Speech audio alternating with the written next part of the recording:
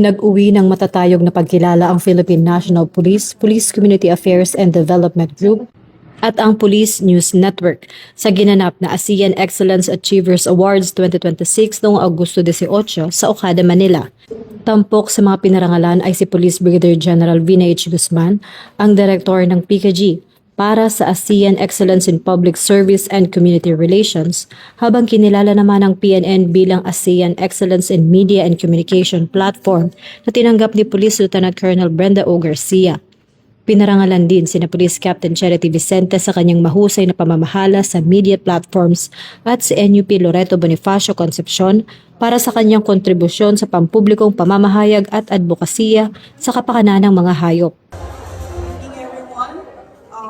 Isa pong napakalaking karananan ang kilalanin at tanggapin po ang ASEAN Excellence for Public Service and Community Relations. Maraming salamat po sa pagkilalang ito at sa pagkilala niyo po sa pambansang pulisya.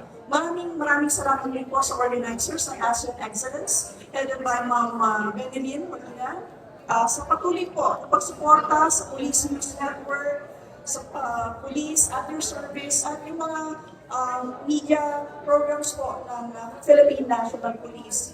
Isa po itong magsisilbing po itong inspirasyon para patuloy po namin gawing mabuti ang trabaho at makakaasa po kayo na ang inyong pambansang pulisya po ay patuloy na magbibigay ng serbisyong mabilis, tapat at nararamdaman. Muli po, maraming salamat at tulong na po sa inyo.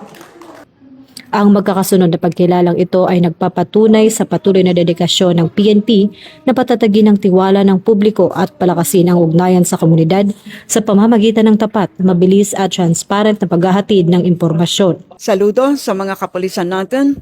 There are 275,000 of you, and during my professional career as a political scientist, I have worked with you a number of times. Trying to reform the PNP provides the pivotal role for our peace and order. Tumaas pa ang quality ng kanilang serbisyo sa ating bansa. So saludo sa inyo lahat. Sa tulong ng mga makabagong platform tulad ng PNN, patuloy na itinataas ng PKG ang antas ng serbisyo publiko at integridad upang mas mapabilis na maipatupad ang mga programang naglalapit sa pambansang pulisya sa mamamayang Pilipino. Ako po si Patrolwoman Sari Bernales, nagbabalita para sa Police News Network. At ito ang bagong PNP para sa bagong Pilipinas, serbisyong mabilis, tapat at nararamdaman.